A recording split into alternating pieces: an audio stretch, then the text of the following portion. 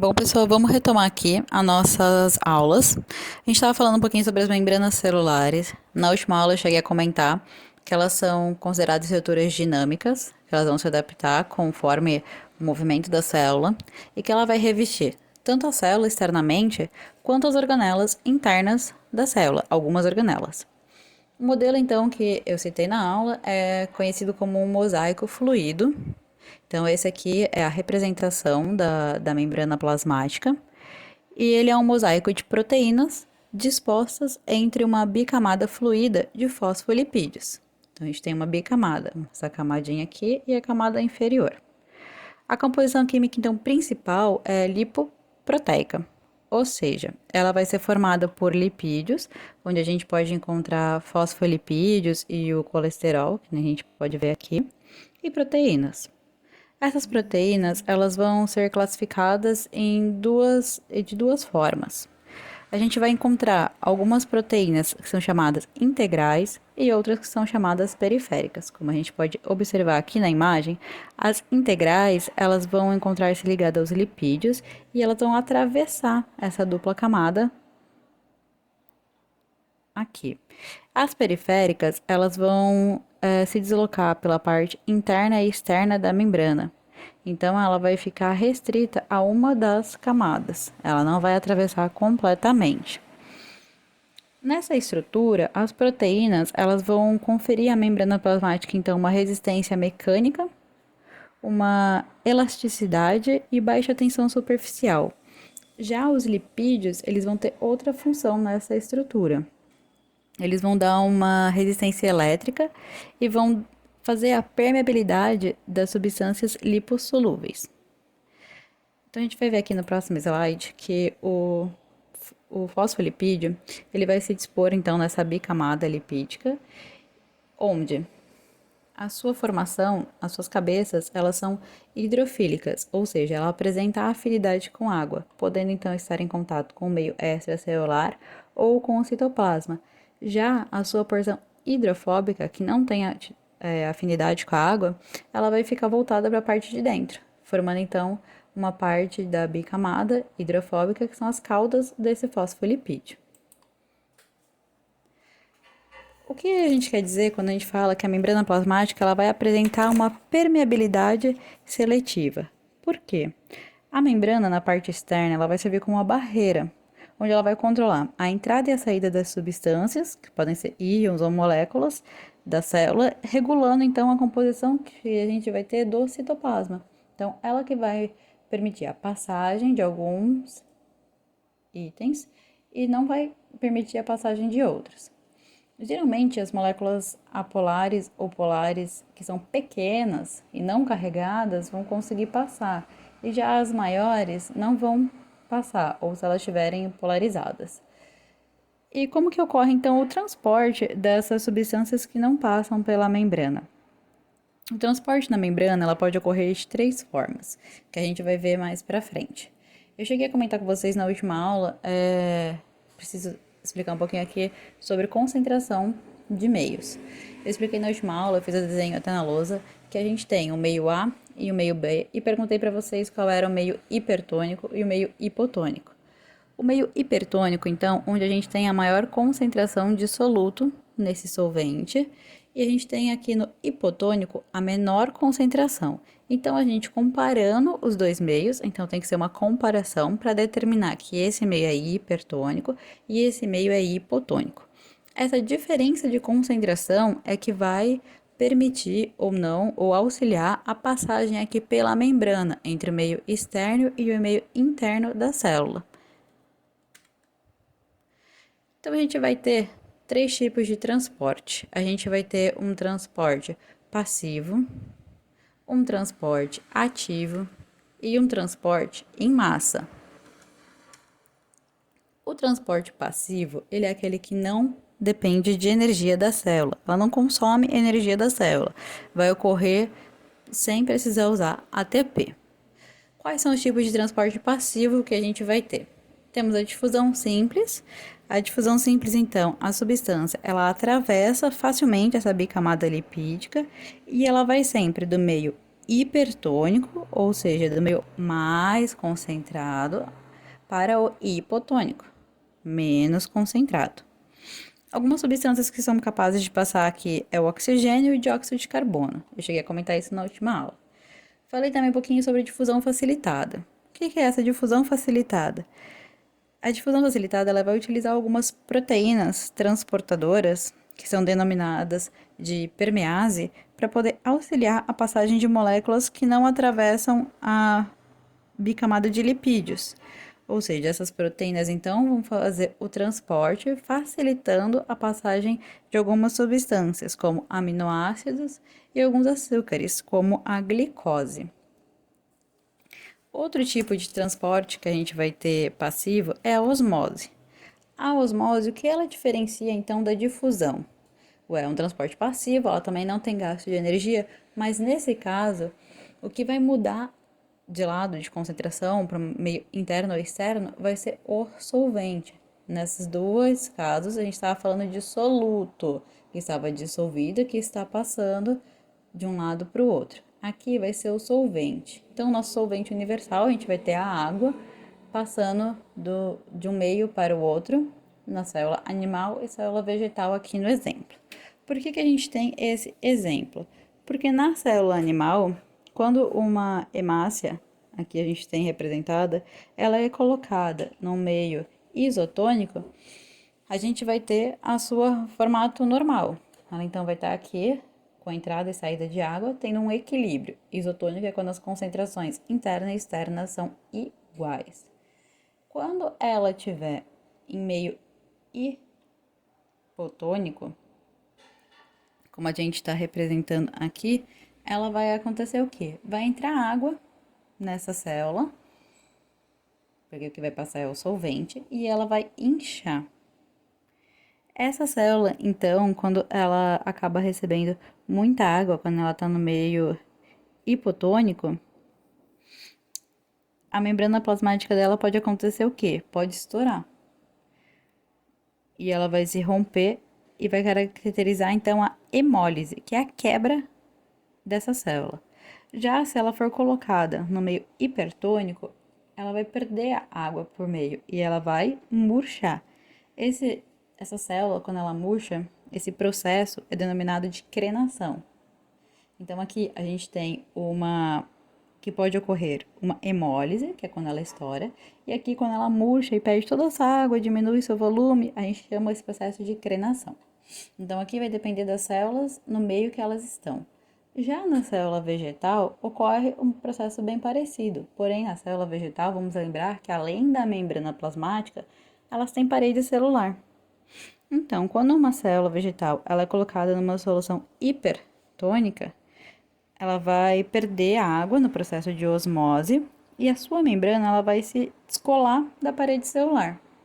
Então, aqui ela vai se descolar da sua parede celular e a gente vai ter um processo chamado de plasmólise. Quando ela é colocada no meio hipotônico, ela vai receber a água. Então, ela vai receber água, ela vai inchar e aí a gente vai ter a deplasmólise, ou seja, o processo inverso. Isso pode acontecer porque a parede celular ela tem uma elasticidade, então ela não vai se romper. E caso ela passe muitas vezes por esse processo, ela não vai ter esse rompimento. Então, ela não vai ter a lise, a quebra da célula, porque ela tem a parede celular que vai também auxiliar nessa contenção. Já o transporte ativo, ele também é o transporte de soluto, então ele é de soluto que vai passar de um meio para o outro. Porém, qual é a principal característica do transporte ativo? Ativo vai ter gasto de energia. Então, ele vai possibilitar a passagem do soluto do meio de menor concentração hipotônico para o meio de maior concentração, ou seja, o sentido contrário da difusão. Então, vai consumir energia para ter esse transporte mais difícil na membrana. Então, o que vai acontecer? Vai ter uma participação das proteínas as proteínas transportadoras, que elas vão propiciar, então, a ocorrência desse transporte ativo. O exemplo que ele coloca aqui na apostila, que eu coloquei aqui no slide, o principal destaque é a bomba sódio-potássio. E como que ocorre? Ela vai possibilitar a passagem constante de íons de sódio, que é o Na+, aqui na imagem, de dentro, onde a sua concentração ela é mais baixa, para fora da célula, onde a sua concentração é mais alta. E dos íons de potássio, que então é representado pelo K+, aqui, onde ele vai de fora da célula, onde a sua concentração é baixa, para dentro da célula, onde a sua concentração é mais alta. E todo esse processo é feito por auxílio de proteínas. Como pode ver aqui na imagem, então a proteína ela vai ter o gasto do ATP, pegar esses íons e liberar aqui então na parte externa da célula. E no sentido contrário também, gasto de ATP vai pegar esses íons de potássio e vai colocar para dentro da célula. Então, a gente tem o terceiro tipo de transporte que pode ocorrer na membrana plasmática, que é o transporte em massa. Então, qual a característica desse transporte? Ele vai carregar tanto para dentro quanto para fora do citoplasma macromoléculas, então moléculas maiores, que não atravessam diretamente a membrana plasmática e nem são transportadas por proteínas. Então, como que elas passam? Existem dois tipos de processos que a gente pode citar, que é a endocitose, onde a gente tem dois tipos, por pinocitose ou fagocitose, e a gente tem a exocitose,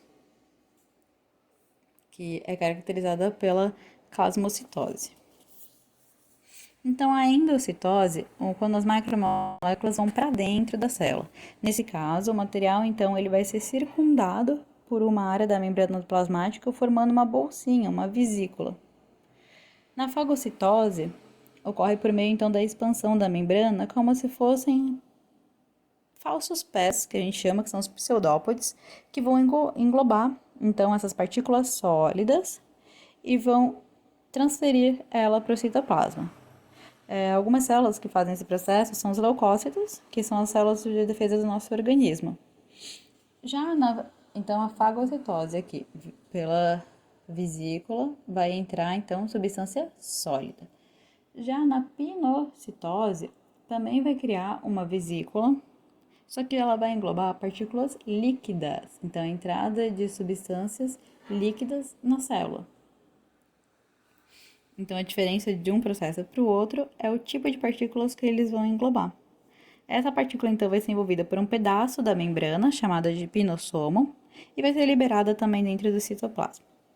Já a exocitose, que a gente está vendo aqui, é quando a substância ela vai para fora da célula, e então é a liberação de moléculas grandes para o exterior desse citoplasma. Os materiais, eles podem ser alguns resíduos de digestão da célula ou de substâncias que foram fagocitadas ou pinocitadas. Então, esse tipo de eliminação residual, a gente vai chamar de plasmatose ou de plasmocitose. Então, é quando ela vai eliminar resíduos da célula, ela faz o processo de exocitose. Continuando então da membrana, a gente viu que ela é permeável, ela é seletiva, ela é fluida, formada por fosfolipídios, duas camadas, e algumas membranas elas podem apresentar algumas especializações de acordo com as células que elas formam. A gente tem como exemplo as microvilosidades, como a gente pode ver aqui. São que nem pequenas dobras que ela vai aumentar a superfície celular. Ela é encontrada principalmente no revestimento de mucosa, como no intestino, para aumentar então a absorção de nutrientes.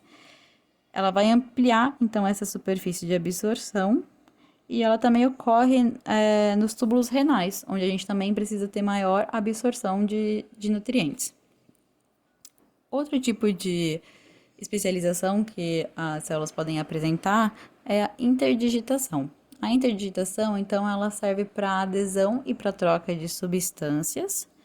Elas são dobras que elas vão se encaixando nas células, então, e elas são dobras laterais e elas aumentam a coesão de células que estão lado a lado.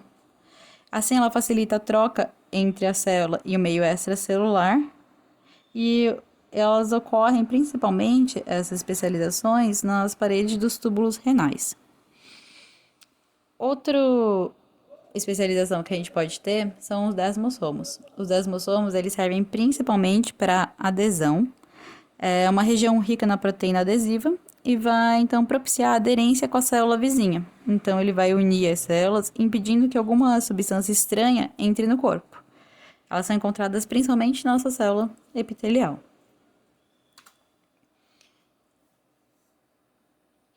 Fora a membrana plasmática, a gente pode encontrar alguns envoltórios externos, então, dela.